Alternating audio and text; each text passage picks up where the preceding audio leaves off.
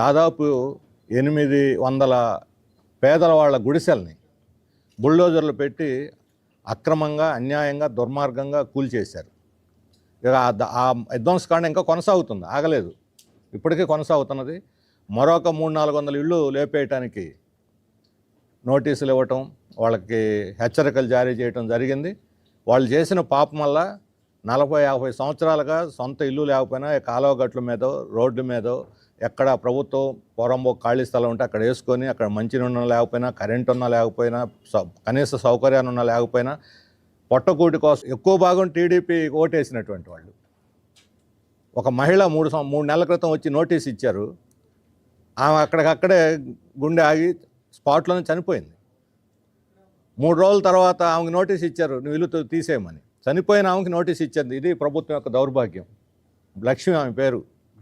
మన అది పాలకోడేరు అల్లూరి సీతారామరాజు నగర్ కాలనీ, దాని పేరు కూడా. అల్లూరి సీతారామరాజునే గుండెలో పొడిచినట్టుగా ఉంది చూస్తే. బ్రిటిష్ వాళ్ళు చంపేశారు, వీళ్ళు మళ్ళీ ఆయన రఘురామకృష్ణరాజు ఇంకోసారి చంపేస్తున్నాడు అల్లూరి సీతారామరాజుని. అట్లాగే సింగిల్ ఉమెన్లు చిన్న చిన్న పిల్లల్ని పెట్టుకొని గుడిసె కూల్ చేసే రోడ్డు మీదనే పక్కన సామాను పెట్టుకొని పక్కింట్లో తలదాచుకుని పుట్టకొకరు చెట్టుకొకరు అయిపోయి ఏమిటి మన పరిస్థితి అని. పోనీ వాళ్ళు ఏమైనా అక్రమంగా ఉన్నారా, నీకు తెలియకుండా ఉన్నారా? 40-50 ఏళ్ళ నుంచి ప్రభుత్వ స్థలంలోనే ఉన్నారు. వాస్తవం అది. ప్రభుత్వ స్థలంలో ఇళ్ళు వేసుకోవడం పేదలకున్న హక్కు. వాళ్ళకి నువ్వు పట్టా ఇవ్వాలి. ఇస్తామని తెలుగుదేశం ప్రభుత్వం వాగ్దానం చేసింది. పట్టా ఇస్తామని వాగ్దానం చేసి ఈరోజు చంద్రబాబు నాయుడు గారు పట్టాల ఉత్సవాలు కూడా జరుపుతూ ఉన్న పేదవాళ్ళని 1000 కుటుంబాలని ఉండి నియోజకవర్గంలో లేపేస్తున్నారంటే మనం ఊహించలేనటువంటి విధ్వంసం ఇది. పోనీ అందరి పట్ల ఇలాగ ఉన్నారా? నేను చూసినటువంటి పాలకోడేరు మండలంలో పేదవాళ్ళు ఇళ్ళు వేసుకున్నటువంటి వెనక భాగంలో అదే పోరంబోగు స్థలంలో దాదాపు 15 ఎకరాల్లో భూస్వాములు ఆక్రమించే వాళ్ళు పంటలు వేసుకుంటున్నారు. దానికి నోటీసుల వల్ల అక్కడ సర్వేరాళ్ళు ఉన్నాయి, ప్రభుత్వం బాధిన సర్వేరాళ్ళు ఉన్నాయి. సర్వేరాళ్ళ లోపలకు కూడా తీసుకొచ్చి వాళ్ళు పంట వేసుకుంటున్నారు 15 ఎకరాల్లో. ఇక్కడున్న 150 కుటుంబాల కింద ఉన్నది 10 ఎకరాలు అయితే అక్కడ 5-6 భూస్వాముల కింద 15 ఎకరాలు ఉంది. వాళ్ళకి జోలికి పోవట్ల. ఈ కాలువ కట్ల మీద ప్రభుత్వ స్థలంలో కొబ్బరి చెట్లు ఉన్నాయి. ఆ కొబ్బరి చెట్లను వాళ్ళే అనుభవిస్తున్నారు. అది పేదల హక్కు. యాక్చువల్గా పేదలకు ఇవ్వాలి అవి చట్ట ప్రకారం. వాటినన్నిటిని కూడా భూస్వాములు అనుభవిస్తున్నారు. వాళ్ళ జోలికి పోరు. ఈ రఘురామకృష్ణరాజు గారు ఏమన్నా పత్తిత్తా? ఈయనేమన్నా పవిత్రుడా?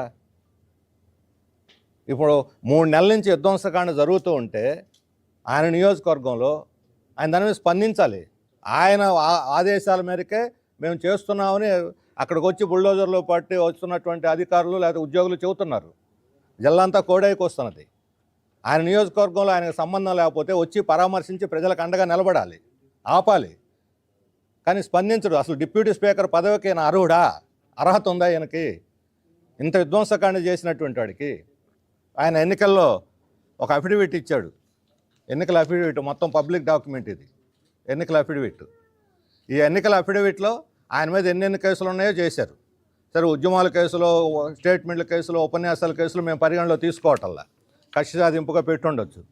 కానీ బ్యాంకులు Punjab national bank, SBI, axis bank, చెన్నైలో, ఢిల్లీలో, బొంబాయిలో, హైదరాబాద్లో అనేక చోట్ల డిఫాల్ట్. హిందూ భారత్ పవర్ కంపెనీకి ఆయన director. Hindu Bharat power company లోన్లు తీసుకొని నష్టాలు వచ్చిందని డిఫాల్ట్ ఎగ్గొట్టేస్తే వాళ్ళు కేసు పెట్టారు. ఎస్బీఐ కేసు పెట్టింది, యాక్సిస్ బ్యాంక్ కేసు పెట్టింది, పంజాబ్ నేషనల్ బ్యాంక్ కేసు పెట్టింది. ఒకటి 600 కోట్లు, ఒకటి 237 కోట్లు, ఇంకోటి 25 కోట్లు.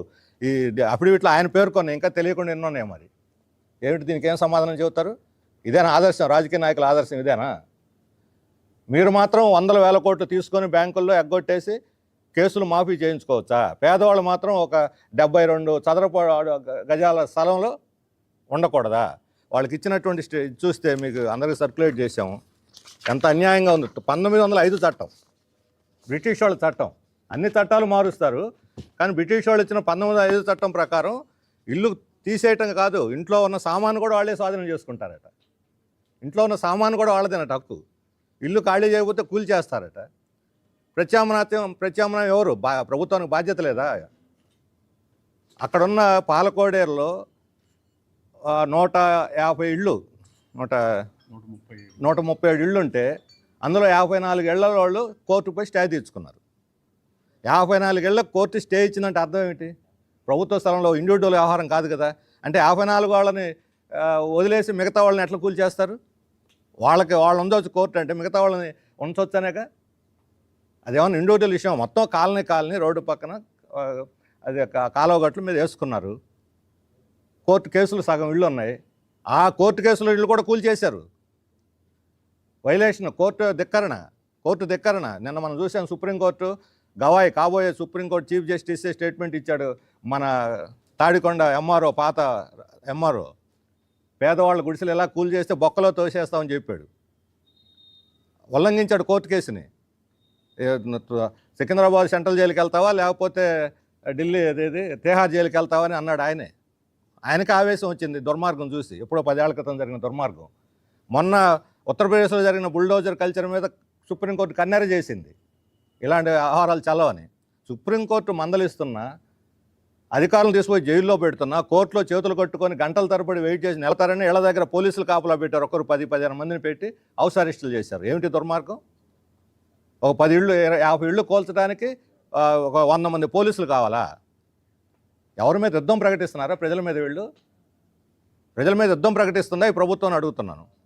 మరి రఘురామకృష్ణరాజు గారు ఇంత దుర్మార్గాలు చేస్తుంటే, అధికారులని పోలీసులను ఉపయోగించి పేదల మీద ఉసుగొలుపుతూ ఉంటే, ఇప్పుడు ఆయన ఏమంటాడు? మీరేమో నాకు ఇళ్ళకు పోయారు, పాపం కాళ్ళవేళ పడ్డారు, మా ఇల్లు ఉండనియండి, మా లేకపోతే వేరే చోట ఇల్లు ఇవ్వండి, మాకు ఇల్లు కట్టివ్వండి.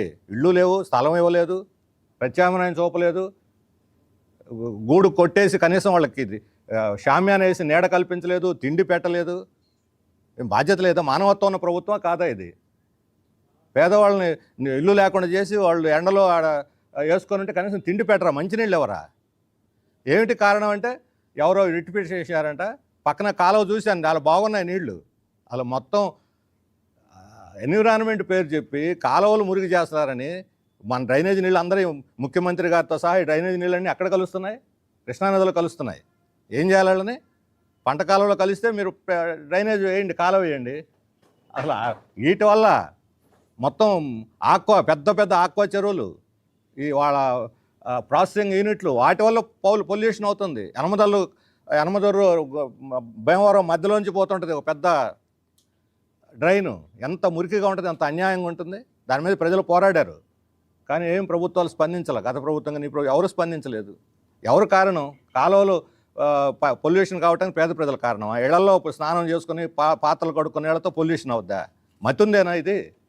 ఇలాంటి కేసులు పెట్టించి అక్రమంగా పేదవాళ్ళని లేపేయటం కోసం ఈరోజు ప్రయత్నం జరుగుతుంది. దారుణమైనటువంటి ఘటన.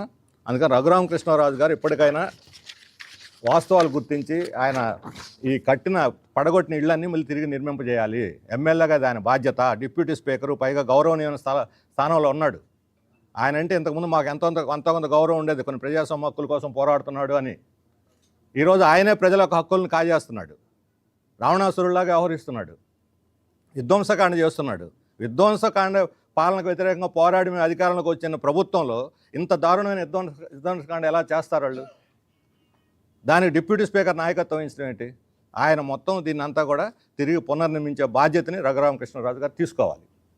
లేకపోతే మేము దీన్ని తీవ్రమైన ఉద్యమంగా మారుస్తాం, రాష్ట్రవ్యాప్త ఉద్యమంగా కూడా మారుస్తాము. ఆయన రాజకీయంగా ఆయన బోన్లో నిలబెట్టేటువంటి పని మేము చేయాల్సి వస్తుంది. చంద్రబాబు నాయుడు గారు ఈరోజు P4 ప్రజల ఉద్ధరణ, ఇళ్ళు కట్టించడం గురించి మాట్లాడుతున్నారు. రఘురామకృష్ణరాజు గారిని మీరు నియంత్రిస్తారా లేదా? ఇలాగే వదిలేస్తారా? అడవిలో సింహంలాగా, పెద్ద పులిలాగా చిన్న జంతువులను తినమని మీ ప్రతాపం పేదవాళ్ళ మీదనా? తీయండి మొత్తం లిస్టు, ఎవరెవరి కింద ఎంత ఉందో. ఈయన బంధువులే అన్నీ గవర్నమెంట్ స్థలాలు ఆక్రమించుకొని, రఘురామకృష్ణరాజు బంధువులు వాళ్ళ ఊళ్ళో గవర్నమెంట్ స్థలాలు ఆక్రమించుకొని అద్దెలకు ఇస్తున్నారు, షాపులు కట్టించి. ఈయన బంధువులు అవన్నీ బయటికి తీయండి, వాళ్ళని కూడగొట్టండి. మీకు దమ్ము ధైర్యం ఉంటే వాటిని కూడగొట్టండి. ఇవన్నీ వదిలేసి ఈ రకంగా పేదల మీద విరుచుకుపడటం అనేది దారుణం. దీన్ని మేము చూస్తూ ఇలా సహించాం. ప్రజల తరఫున నిలబడతాం, పోరాడతాం. మీరు ఏం చేసుకుంటారు చేసుకోండి. ఎంత నిర్బంధం చేస్తారు, ఎంతమందికి కేసులు పెడతారు, ఎంతమంది జైలుకు పంపుతారు చూస్తాం. అది కూడా ఈ పేదవాళ్ళ మీద తక్షణం ఈ దాడి ఆపి వాళ్ళకి ఇళ్ళు కట్టించాలని చెప్పి మేము డిమాండ్ చేస్తూ ఉన్నాం. అలాగే ఆడవాళ్ళ మీద పోలీసులు ప్రతాపం, మగ పోలీసులు ఒక తల పగిలి పడిపోయింది, జుట్టు పట్టి లాగి కొట్టారు.